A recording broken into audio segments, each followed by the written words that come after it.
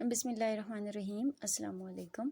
Welcome to the online classes of Dubai International Public School and College Mansehra. हमारी 7th class है, lecture 7th class का है और हमारा सब्जेक्ट है इस्लामियात. हमारा सेकंड टर्म स्टार्ट हो गया है और सेकंड टर्म में इससे पहले हमने 5 चैप्टर्स पढ़ लिए हैं और ये हमारा 6th चैप्टर है और इसके बाद हमारे 2 चैप्टर्स और रह गए हैं सेकंड टर्म में. सबक नंबर 6 है और नाम है इसका मसावात. ये लफ्ज़ आपने पहले भी सुनना होगा. मसावात का मतलब है, यानी इस लफ्ज़ का मतलब है बराबरी, बराबर होना, एक जैसा होना. अब हम मसावात का मफ़हूम पढ़ते हैं कि मसावात क्या चीज़ है. जैसे मैंने आपको ऊपर बताया कि मसावात के लफ्ज़ी मानी बराबरी है. दीन इस्लाम में मसावात से मुराद है कि तमाम इंसान एक माँ बाप की औलाद हैं. एक माँ बाप से मुराद के हज़रत आदम अलैहिस्सलाम और हज़रत हवा अलैहिस्सलाम की औलाद हैं. ठीक है, तमाम इंसान वो सब माशरे में एक जैसा मकाम और मर्तबा रखते हैं. यानी तमाम इंसानों को, सिर्फ मुसलमानों को नहीं बल्कि तमाम इंसानों को माशरे में एक जैसा मकाम और मर्तबा हासिल है और सबको बराबर के हुकूक हासिल हैं. किसी को किसी दूसरे पर कोई फजीलत और बरतरी हासिल नहीं है. अलबत्ता फजीलत और बरतरी का मायार आला अखलाक व किरदार है. यानी तमाम इंसान बराबर हैं, सब माशरे में एक जैसा मकाम रखते हैं, सबको बराबर के हुकूक हासिल हैं. किसी को किसी दूसरे पर कोई फजीलत, कोई सुपीरियरिटी नहीं है. हाँ, अगर कोई फजीलत किसी को है, कोई बरतर है, तो उसकी वजह क्या है कि उसका अच्छा किरदार और अच्छा अखलाक है और उसकी परहेज़गारी है. यानी अल्लाह ताला के नज़दीक ज़्यादा अच्छा इंसान वो है जिसका अखलाक अच्छा है, जिसका किरदार अच्छा है और जो नेक है और परहेज़गार है. अब हम देखते हैं कि मसावात की क्या अहमियत है इस्लाम में. इस्लाम में मसावात की बहुत अहमियत है. कुरान और हदीस में बहुत से मकामात पर मसावात की ताकीद की गई है.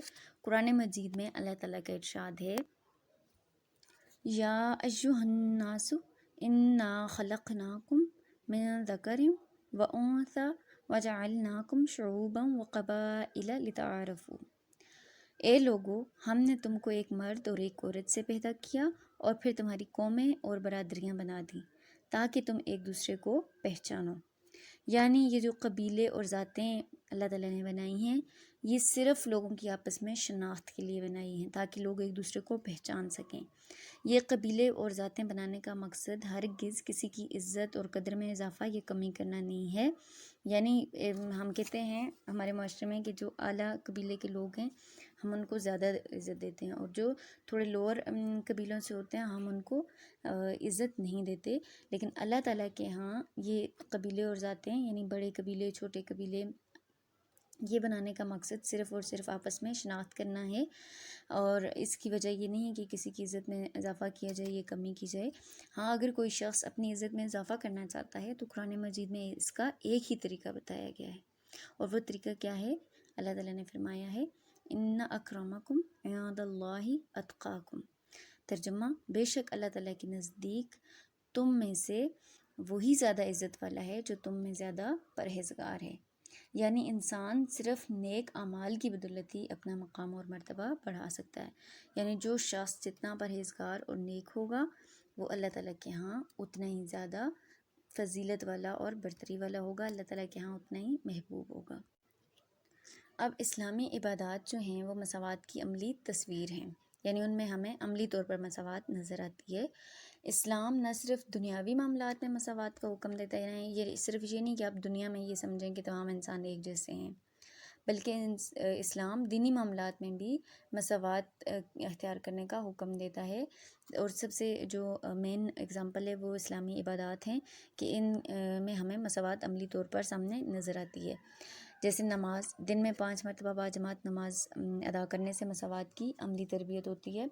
और मस्जिद में जमात में अमीर, गरीब, को काले गोरे, आलम, जाहिल सब एक ही सफ़ में खड़े होकर नमाज़ पढ़ते हैं.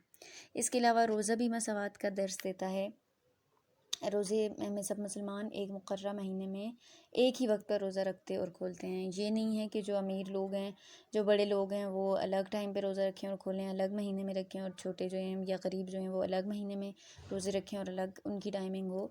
یا کم زیادہ ٹائمنگ ہو، بلکہ تمام مسلمان، چاہے امیر ہیں غریب ہیں، چاہے کسی بھی دنیا کے کونے میں، وہ سب ایک ہی مہینے میں روزے رکھتے ہیں اور ایک ہی وقت پر روزہ رکھتے اور کھولتے ہیں۔ اسی طرح پھر حج کے موقع پر بھی ہمیں مساوات کی عملی تصویر نظر آتی ہے، اور اس سے مسلمانوں کے میں مساوات کی عملی تربیت ہوتی ہے۔ حج کے موقع پر سب مسلمان ایک جیسا لباس پہن کر ایک ہی طریقے سے یکساں طور پر اللہ تعالیٰ کی عبادت کرتے ہیں، اور اس موقع پر رنگ، نسل، زبان، امیر غریب کا کوئی فرق بھی باقی نہیں رہ جاتا۔ اب ہم دیکھتے ہیں کہ اسوہ حسنہ سے مساوات کی کیا مثالیں ہیں۔ اسوہ حسنہ سے مراد نبی پاک صلی اللہ علیہ وسلم نبی پاک صلی اللہ علیہ وسلم کی زندگی سے ہمیں مساوات کی کیا مثالیں ملتی ہیں۔ تو نبی اکرم صلی اللہ علیہ وسلم کی حیات مبارکہ میں، یعنی آپ کی زندگی میں، ہمیں مساوات کی عملی تصویر نظر آتی ہے۔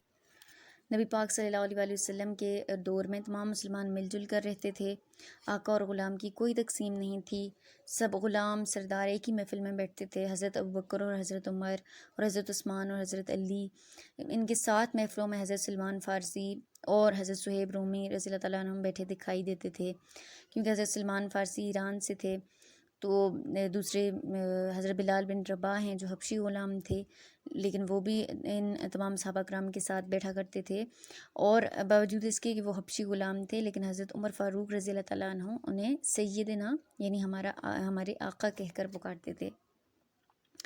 نبی اکرم صلی اللہ علیہ وسلم نے جو حجۃ الوداع کا خطبہ دیا، اس میں بھی لوگوں کو مساوات کا درس دیا۔ آپ صلی اللہ علیہ وسلم نے فرمایا، لوگو، تمہارا رب ایک ہے اور تمہارا باپ ایک ہے، یعنی آدم علیہ السلام۔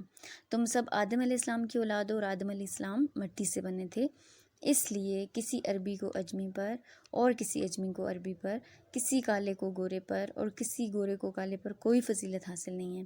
اگر فضیلت ہے تو وہ صرف تقوی کی بنیاد پر۔ تقوی کہتے ہیں پرہیزگاری کو، یعنی برے کاموں سے بچنا اور نیک کام کرنا، اللہ تعالیٰ سے ڈرنا، اللہ تعالیٰ کا خوف رکھنا، ٹھیک ہے، یہ تقوی ہے، پرہیزگاری ہے۔ اب ہم مثالیں دیکھتے ہیں نبی پاک صلی اللہ علیہ وسلم کی زندگی سے مساوات کے حوالے سے۔ تو پہلی مثال ہے غزوہ بدر کے موقع پر جب سواریاں کم تھیں تو ایک ایک اونٹ 3 آدمیوں کے حصے میں آیا، یعنی ایک ایک اونٹ پر باری باری 3 آدمی سوار ہوتے تھے، ایک بیٹھتا تھا باقی 2 چلتے تھے، اور پھر دوسرا بیٹھتا تھا باقی 2 چلتے تھے، پھر تیسرے کی باری آتی تھی۔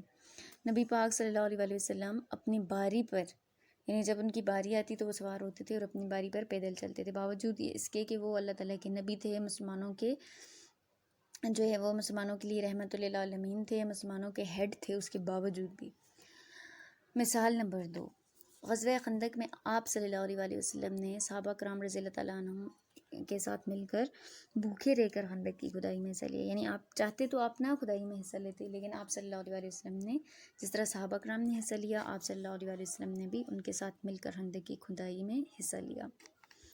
مثال نمبر 3، بہت مشہور مثال ہے کہ قبیلہ بنو مخزوم کی ایک معزز عورت نے چوری کی اور اس کا نام فاطمہ تھا، تو لوگوں نے اس کی سفارش کروانا چاہی، لیکن آپ صلی اللہ علیہ وسلم نے کسی کی سفارش قبول نہ کی اور اس عورت کے ہاتھ کاٹ دینے کا حکم دیا، کیونکہ اس وقت چوری کی سزا ہاتھ کاٹنا تھی۔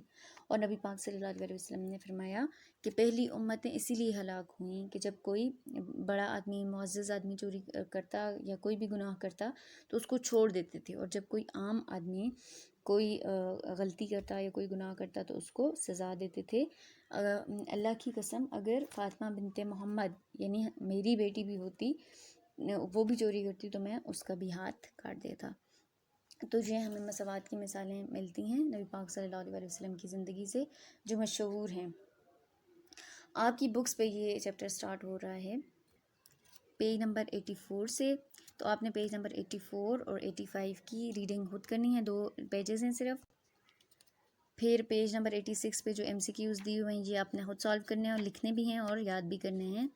اس کے علاوہ جو ہے وہ مختصر سوالات جو ہیں وہ آپ کو نوٹس میں مل جائیں گے، تو آپ نے ان کے آنسرز اپنے پاس لکھنے بھی ہیں، یاد کرنے ہیں، اور اسی طرح جو آپ کے لانگ کوسچنز ہیں ان کے بھی آنسرز آپ نے لکھنے ہیں اور یاد کرنے ہیں۔ اور اس چیپٹر میں ہمارے لیے یہ سبق ہے کہ ہمیں بھی جو ہے وہ جیسے اسلام مساوات کو بہت اہمیت دیتا ہے، تو ہمارا بھی یہ فرض ہے کہ ہم نسل اور برادری کی بنیاد پر لوگوں میں فرق نہ کریں، بلکہ سب کو یکساں عزت دیں، سب کا ایک جیسا احترام کریں۔